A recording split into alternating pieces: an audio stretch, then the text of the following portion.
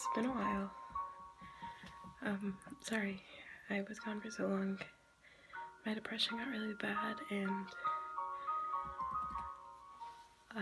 I was just kind of dealing with everything and finals with school, but now I'm out of school, so I think I want to start posting twice a week. Yeah. Anyways, let's just get on to the video, because my cat just fell off the bed, sorry. But I don't think you guys want to listen to me talk forever. So, I'm just gonna get started with the video. As you can tell by the title, this is a Dabi, ex-verbally abused listener. So I hope you guys enjoy. Yeah.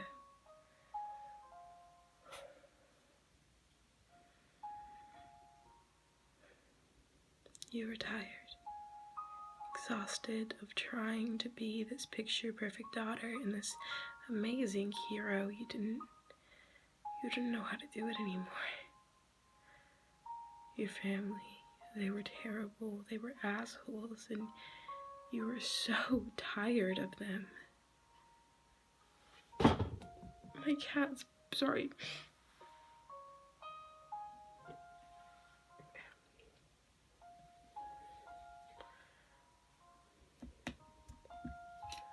I'm sorry, my cat is pawing at my leg and I had to fix it. And you were so tired of all of it. You wanted to escape, you wanted to get away, but you didn't know how to. And then you met him, a villain. UA was attacked by villains again. You were never really faced with these battles because you were in class 1B. You were in class 1A at the start of the year, and then your grades started slipping, so they transferred you to class 1B. But this time you got stuck in the midst of the battle, and you saw him. Blue flames, burns scattered his body. He looked in pain when he was fighting, and all you wanted to do was help him. But you were a hero, and you couldn't. But you really wanted to. Being a villain looked amazing, but you couldn't do that, right? You had to be a hero. You had to be what your parents wanted you to be, because if you weren't, it would only get worse.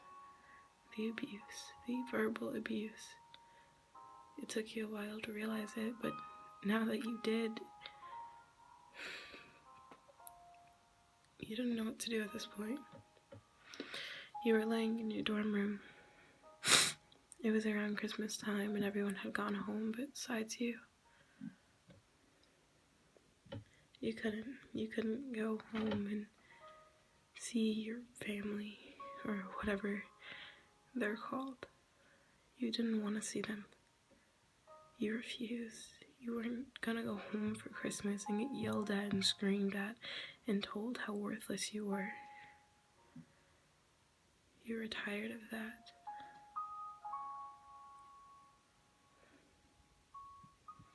You were laying in your dorm room, watching TV as the UA alarm system went off. Not a lot of people stayed. You know, a couple people from class 1A stayed in the dorms. People like Bakugo and Todoroki, a couple others that you didn't really know. You still talk to everyone in class 1A. And my cat's eating wires. I'm sorry, guys. She's stuck. Hey, bed, now. Sorry about that. Sit down. And a couple other people. But you heard the UA alarms go off. You were scared, but you thought this might be your chance to actually meet villains. To see if you could ever be one. You were tired of living this picture-perfect life, and you wanted out. And being a villain didn't seem like the worst thing in the world to you. She just ran into the fucking door. My cat just ran into the door.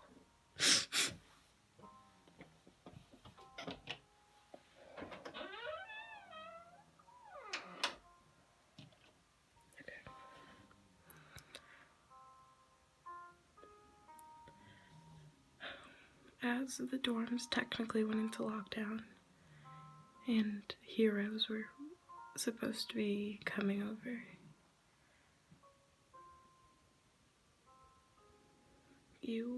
Class 1A dorms weren't too far away, and you knew the villains would be a bit confused. Security wasn't that high at the moment because it was Christmas. They only had a couple security guards on campus. You got out of bed, and you didn't really have much of a fighting quirk, but it could be used in certain ways that were good for combat. When you walked out to the common room, you were met with a girl with blonde hair and these crazy eyes. She had a knife. Knives, actually. She seemed a bit out of it, but you weren't exactly scared. You were admiring her for her bravery, for how she looked around your age and she was a villain. It was weird to admire a villain, but maybe something was wrong in her life too that made her want an out. And maybe being a villain was her out.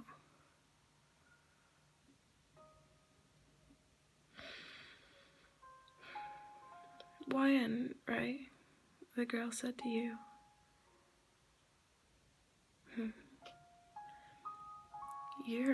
You would be a really cool hero, but you got booted from Class 1A, didn't you? She said in a mocking tone. You were irritated about this subject. Yes, one of your grades slipped, but still. They still kicked you out of the class, treating you like you were nothing more than a second choice.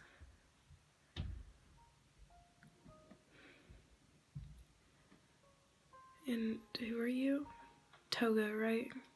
The crazy blonde girl that is like kind of obsessed with blood? You said to her simply. Is that the name I've earned myself? She said back. Hey, can I ask you something? She looked confused and completely off her guard at the moment. Sure, she said, confused. You would be genuinely confused if a hero in training asked you. If you were a villain and a hero in training asked you something, you would be genuinely confused too, so you couldn't say much. You sat down on the couch like nothing was happening.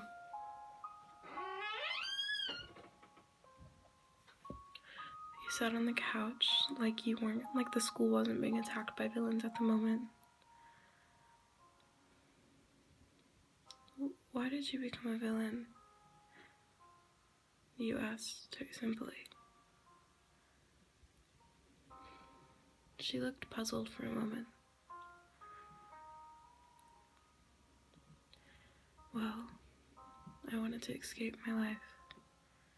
There was a lot of things wrong in it, and being a villain didn't seem too bad, she said simply.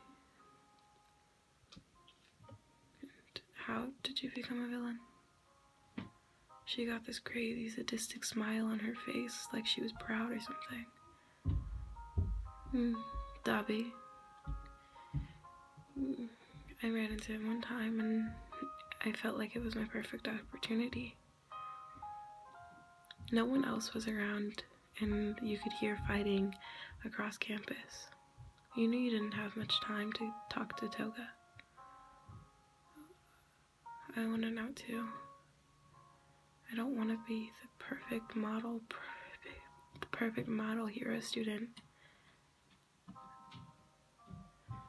I don't want to be a hero. I never wanted to be a hero. My parents wanted this. I want it now. I want out of this. You said simply. Toga was baffled, shocked. You. Okay. I'll talk to Shigaraki, and I guess I can get back to you on that one. You'll probably have to stay here, though, for the simple fact that we need someone to kind of be undercover. Yes, we already have someone here, but we could always use another person. Toga said simply. You just smiled and handed her a sheet of paper with your number on it. And then you heard the heroes getting closer to your dorm. You quickly led Toga to the back exit, letting her out. As you went back to the common room to see all the heroes,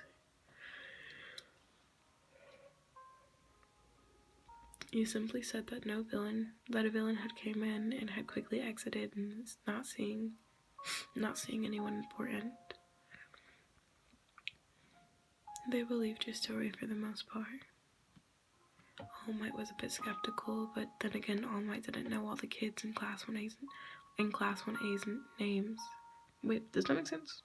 Then again, All Might did not know every single kid's name in Class 1A, so you figured you could get by. The fuck? What the fuck? What?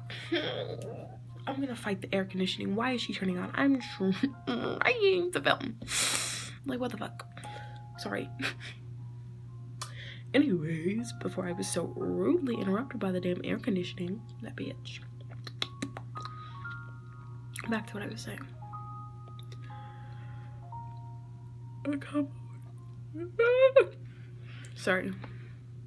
A couple of weeks had passed, and you and Toga had been keeping in contact.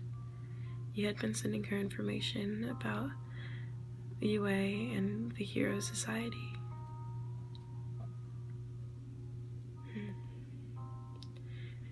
Then one day, you went home. You kind of had to go home. You couldn't stay at the dorms.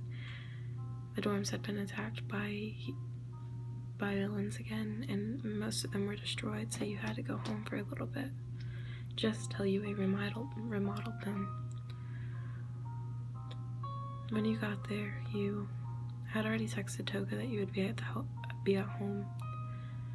You didn't know that you would be getting picked up by the villains, though. You didn't know that Shigaraki wanted to speak with you before officially letting you in the league.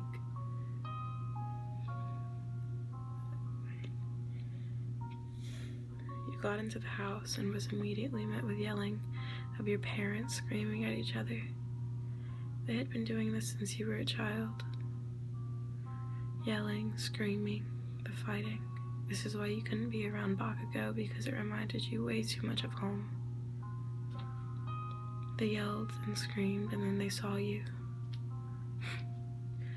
Look, you created that worthless piece of shit, your father said to you. Your father said to your mother as he pointed at you. You sat there playing with your fingers. You knew if you walked away, then it would only be worse for you later. You helped create that piece of shit, you know that, right? Your mother yelled back at your father. Can I go to my room? You said simply. Yeah, get the fuck out of my sight, you're worthless, and you never should have been born, you're a fucking mistake. You didn't say anything, but your phone did ring. Who's that? Probably one of your fucking boyfriends, you whore, your mother said to you simply. You grabbed your duffel bag and walked upstairs, not wanting to hear any more of it. You already hated yourself enough. just quick PSA. I know I probably should have said this at the beginning of the video, but there will be self-harm in this, so and suicidal thoughts. Apologies. You went upstairs. Your phone had rang, but you didn't bother checking it. You sat in your bed. You went upstairs and locked the door, sitting on your bedroom floor. You pulled down your pants and began to slit in between your thighs. One for every word, every insult your mother and father had just said to you. You didn't know someone was there watching, though. Your room was on the ground level, and you heard a slight knock at your window. It shocked you when you quickly pulled your pants back up. You opened the window to see Toga. Wyan, you and Toga had been were practically attached by the hip. You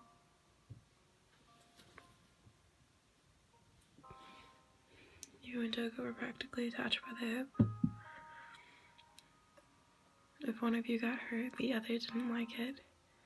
You would tell Toga when the class 1A was getting annoying and she wanted to get you out of there quickly as possible.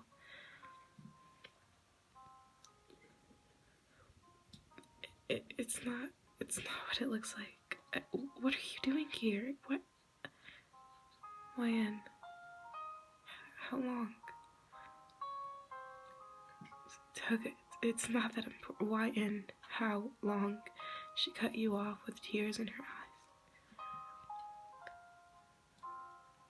I've lost everyone. Wyan, all I have is you and then the league. Please don't do that anymore. Toga said simply, tears gathered in her eyes. Promise me you won't do that to yourself anymore. A single tear slipped down your cheek and you simply said, I don't make promises I can't keep.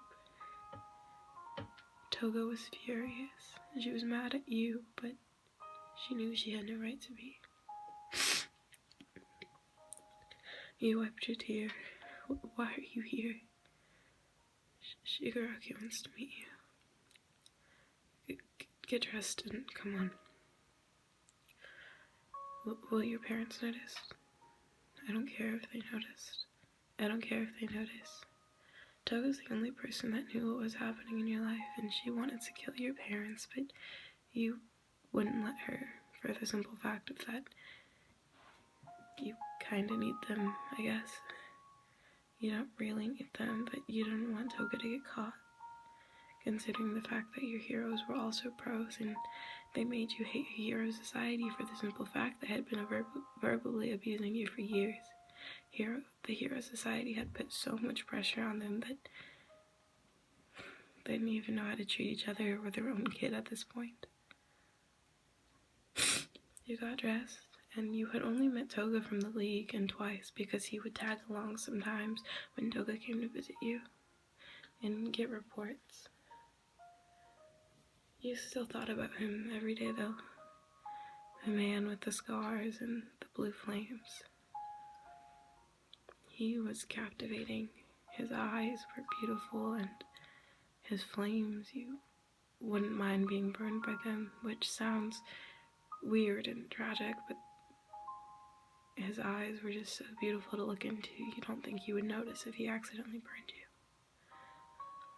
you. You got to the league. Once you got in, everyone was staring at you like you were weird. It took a couple months for you to even know where the hideout was, and for the simple fact they didn't really trust you. But from all the information you had given them by this point, they figured they could trust you.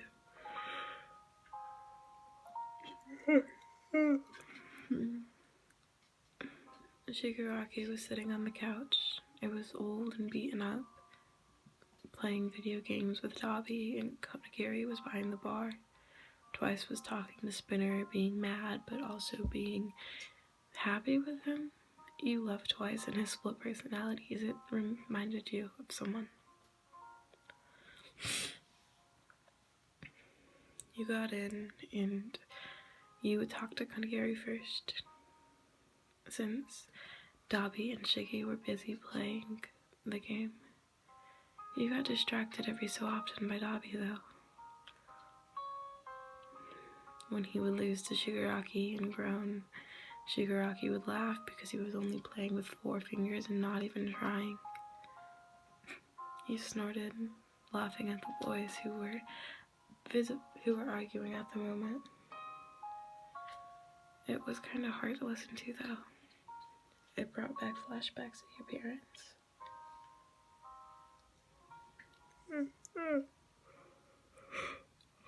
After a couple hours of getting to know everybody, you figured you should get going home. So, you did. But you forgot your phone.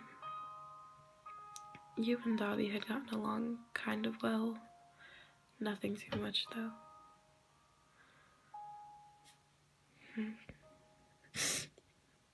You had walked home without noticing you had forgotten your phone yet, and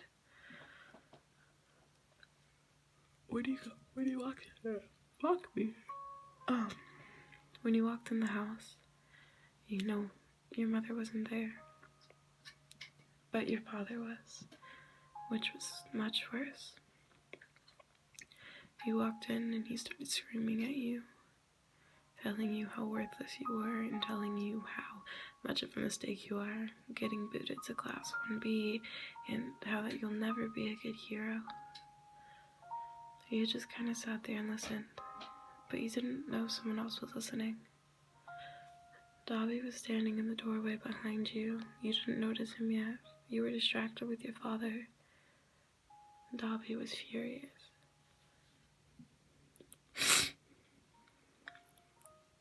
And flashback to Dabi's POV. I had never seen them before. They must be due to Class 1. Shit. I had never seen them before. They were in Class 1B, but they were captivating. Okay, wait. I want you guys to know that you were 18 in the story, okay? Okay, yes, you were 18. Like, it's still Class 1A and Class 1B, but you guys are 3rd years. So you're like 18. Yeah, I want you guys to know that, because, you know, yeah, please know that. You're 3rd years. I didn't think of saying that at the beginning of the video, sorry. Back to the story. They were captivating.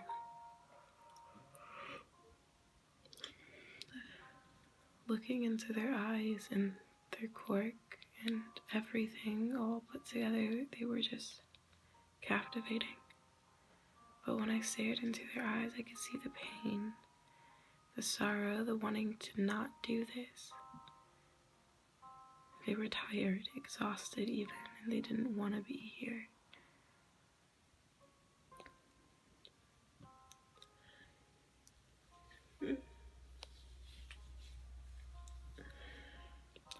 I had won a couple months with Toga telling me that they actually wanted to join the league. I didn't know what to think of this. Maybe it was a hoax for the heroes, but they didn't seem to like the heroes too much.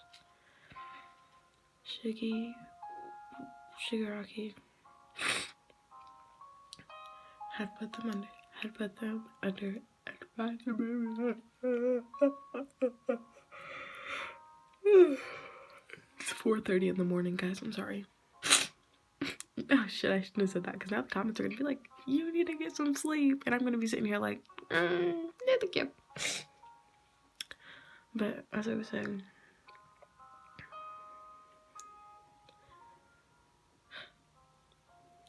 maybe it was a hoax, but they didn't seem, yeah, so Shigaraki had put them under advisement from our other UA spy. My cat just ran into the door. Okay.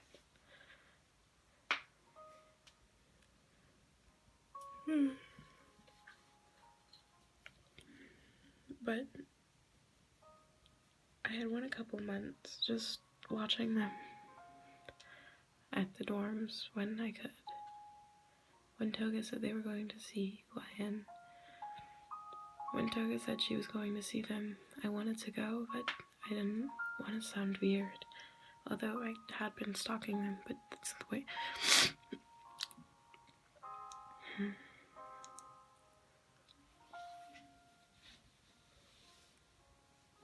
But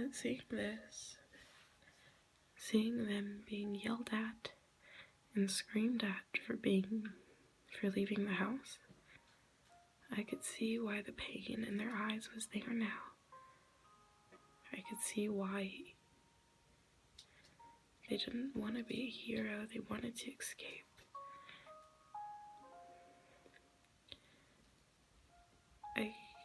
I snapped. Who the fuck do you think you're talking to like that? I said from behind YN. They quickly turned around and looked at me shocked. Dabi, what are you doing here? They stammered out. No, YN, what the fuck? Who the fuck is this man and why is he screaming at you like he owns you? I do own her. I do own them. Sorry. It's them, not her. I do own them. The man said simply. Dabi was furious and ready to kill someone. I don't want them. YN, get the hell out of my sights and get your fucking boyfriend out of here. You can be a whore, but not in my damn house. Your father said to you simply. Yes, sir. You said as you pushed Dabi outside, pushing yourself, walking out with him. Dabi was furious and trying to go back inside. Tears fell from your eyes as you walked outside with Dabi. What the hell was that? Dabi yelled. Please, stop. You're only gonna make it worse. You quivered.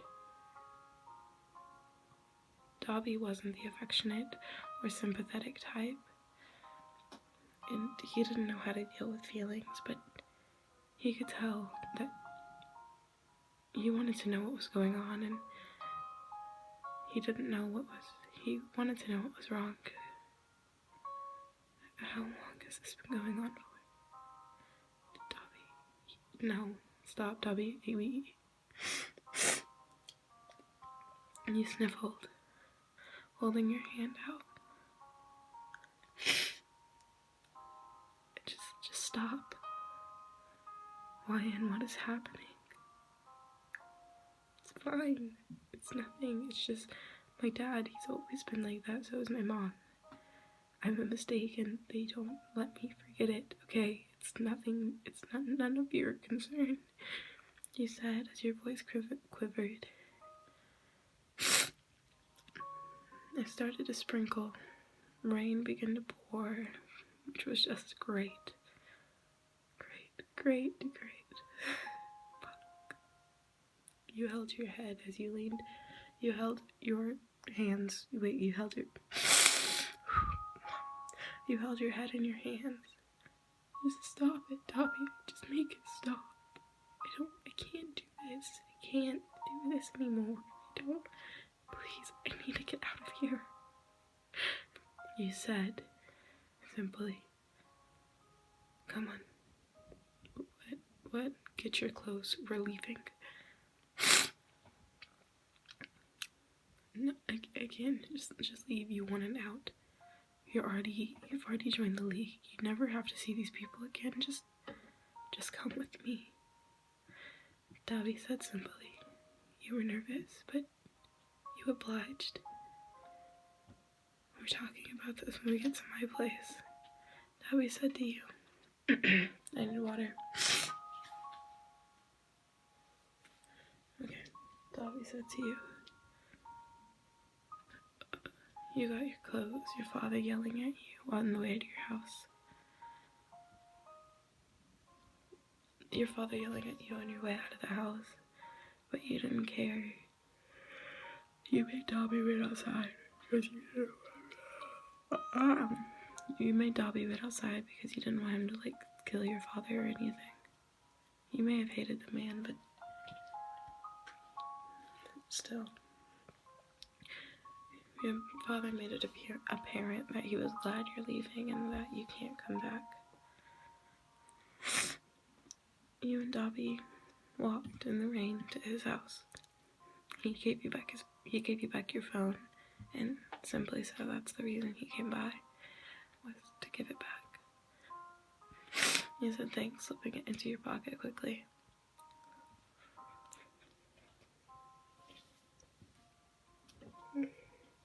You yawned. My yawn was perfect timing.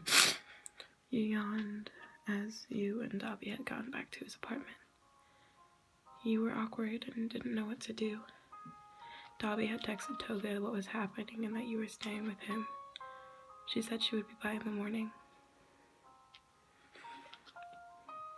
I'll take the couch and you can sleep in my bed. We can talk about it in the morning, Dabi said.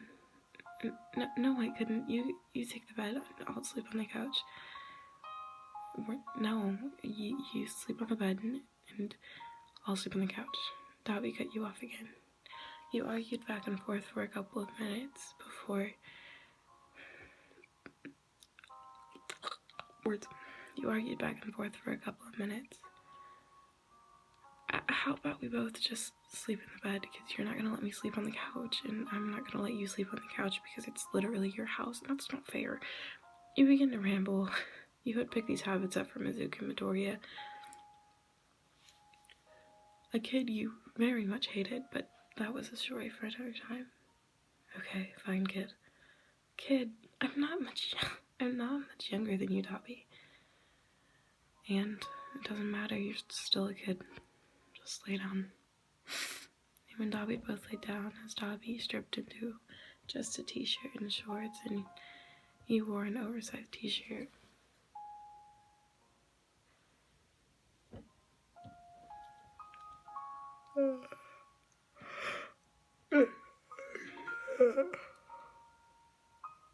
Sorry. You yawned as you laid in the bed. His bed was surprisingly comfortable. You felt something fuzzy at the end of your feet, and you looked down to see a cat. You chuckled. I didn't expect you were the kind to have cats. It's not mine. The strays. I let the strays in when it starts raining. Your hair was still wet, and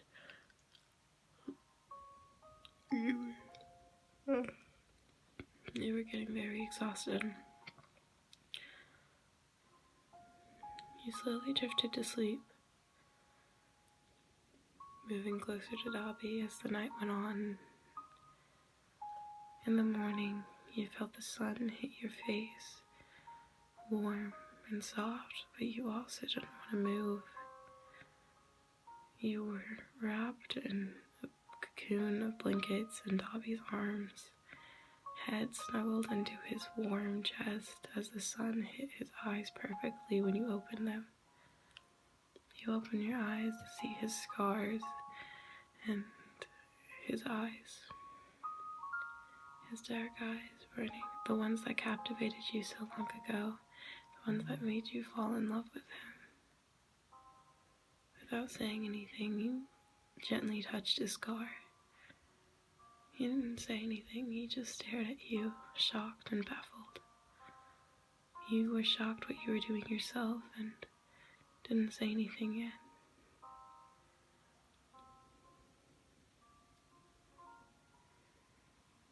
I like this color purple, you said as you rubbed against his scar gently, light enough not to hurt him, but enough pressure so he could feel it.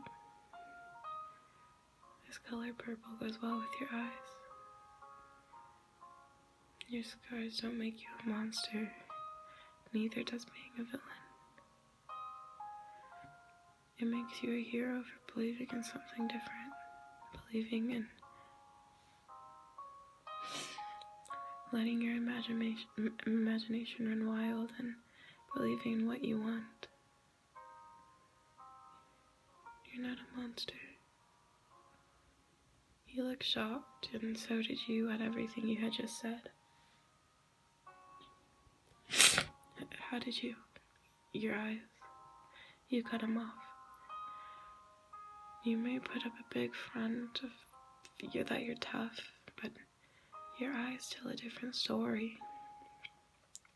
Your eyes show how much pain you've been through. Just like you. You have very bad timing. My cat's meowing. Just like yours. He cut you off. You looked at him surprised. What are you? Your eyes tell a different story. A different one than what you would like it to tell. You and Dabi laid like that for most of the day, talking about everything that was wrong in your life. Talking about what your father and mother had done, and talking about what his father and mother had done. You felt safe. You felt wanted and at home.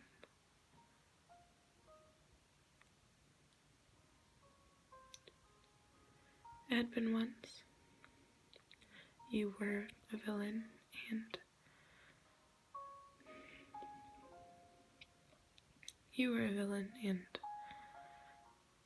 you didn't know what to say. You and Dabi had started dating, and you were in love with him. Infatuated. I was very proud.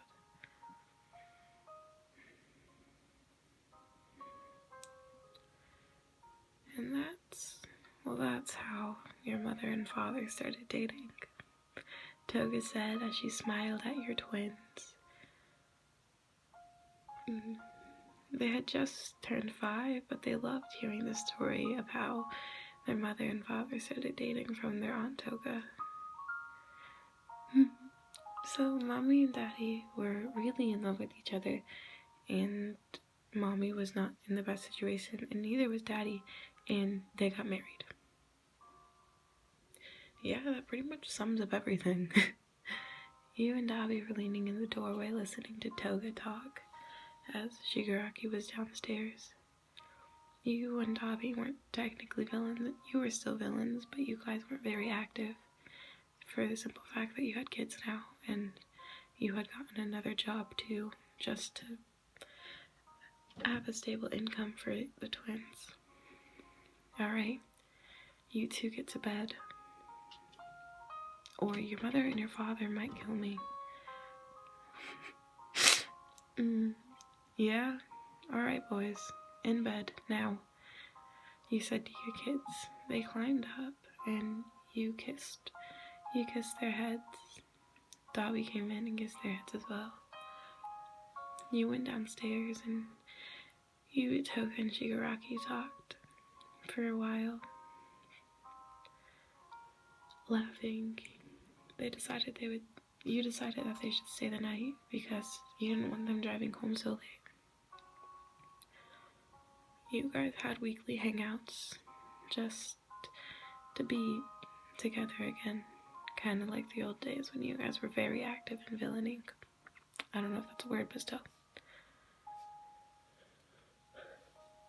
You yawned and cuddled into Dabi. I love you.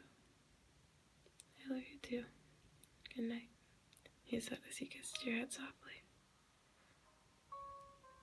Good night. You drifted off to sleep.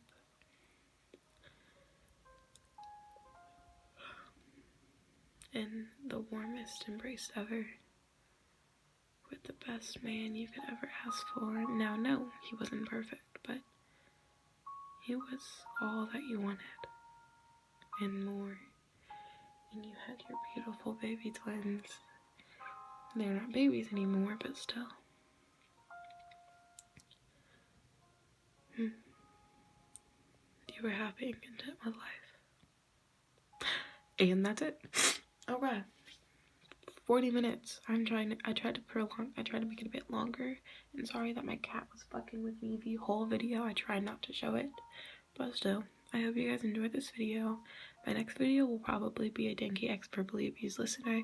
And then I will be starting my eating disorder series. I'll still be doing Verbally Abused Listener series. And then probably starting July 12th, I think, is when I have the video planned to be posted. I will be posting season 2, episode 1 of Todoroki X Abused Listener.